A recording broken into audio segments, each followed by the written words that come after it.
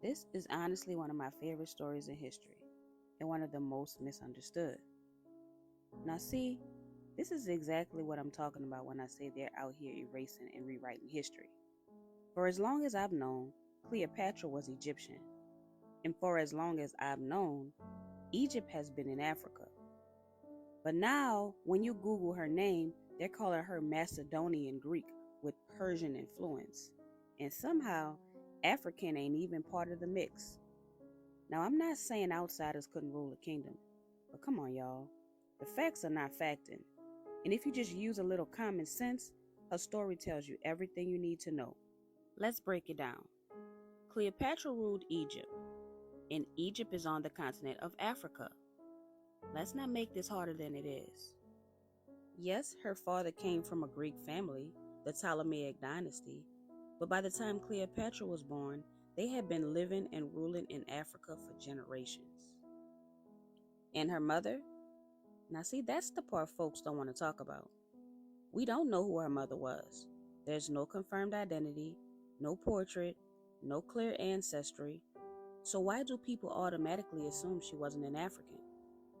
You notice how when the mother's identity is missing, people just fill in whiteness? Never mind that Cleopatra was born and raised in Africa. They can't prove she wasn't black, but they can act like they can. Keep it real. If her mama had blonde hair and blue eyes, we'd be looking at statues, paintings, and coins by now. But since her background is unclear, they just erased the possibility of Africa altogether. Also, being part Greek or Persian doesn't erase being African. Mixed people existed back then too. And y'all know how I say, if your mama or your daddy's black, you black. That's how the world sees us. Don't try to switch it up just because it's Cleopatra. And here's something else that really sets her apart. Cleopatra was the first Ptolemaic ruler to learn the Egyptian language. Let that sink in.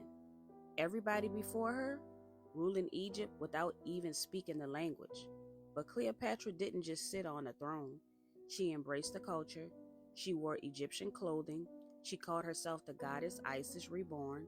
She connected with the people on the spiritual and cultural level. And look, I'm just saying, if she was the only one in her royal line to go that deep into the Egyptian culture, maybe that pride came from inside the house. Maybe her mama, who nobody wants to name, maybe she was Egyptian. Maybe she taught Cleopatra that language. I don't know, but y'all see where I'm going with this. Alright, so now let's talk about the juicy part. So y'all know my girl Cleopatra had two very powerful baby daddies, Julius Caesar and Mark Antony. And they weren't just flings. These men came back to her, had kids with her, gave her land, power, influence. She wasn't just a side chick, she was the center. But let's not skip the part where neither of them married her. They had babies, they went back home to their wives in Rome, but they kept Cleopatra in Egypt, out of sight. Now let me ask you, when have you ever heard of a beautiful white royal woman being treated like that? Exactly, you haven't. Because that's not how white queens get treated. That's how black women have been treated. Loved in private, hidden in public. Y'all know we just did a video talking about those secret black families. So it looked like this has been going on, y'all. Now let's talk about the kids. With Caesar, Cleopatra had a son named Caesarion. And yes, she literally named him Little Caesar. That definitely sounds like something a black mama would do. Your daddy named Caesar? Bet. We naming you Caesarion. Then, with Mark Antony, she had three more children, some twins, Alexander Helios and Cleopatra Selene, and her youngest son was Ptolemy Philadelphus.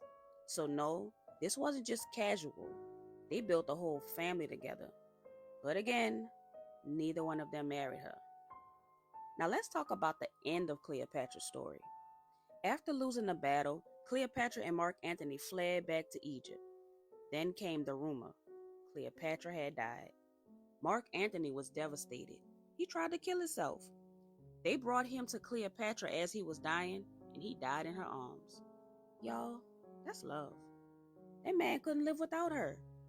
But again, somebody that in love still didn't marry her? Come on now, y'all.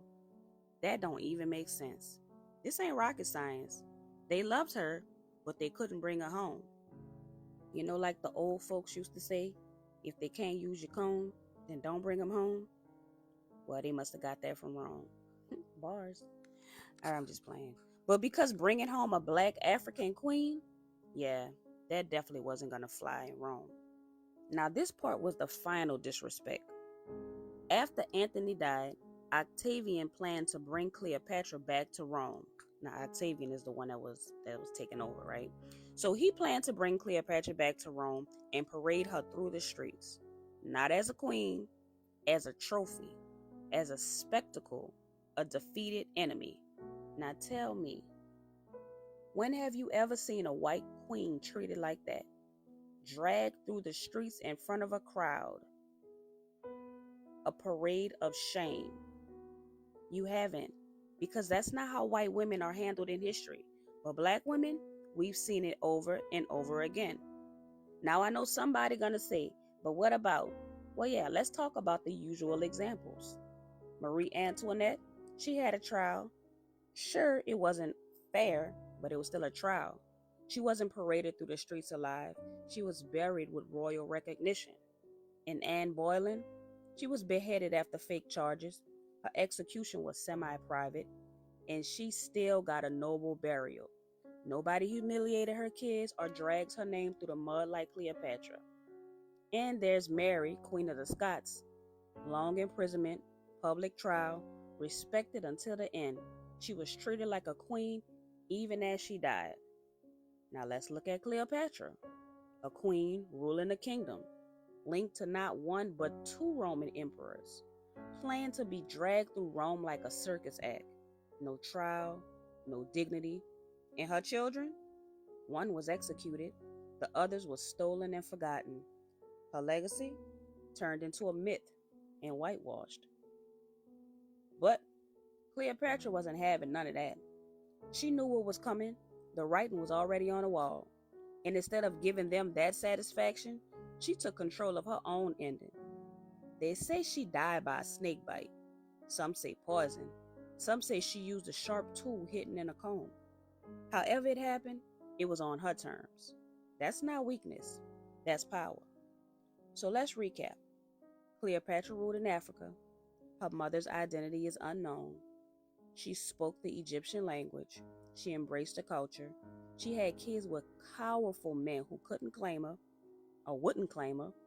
She was dragged, erased, rewritten. And now they want you to believe she was just a white woman in a crown? Make it make sense. We already know why they want to erase her blackness.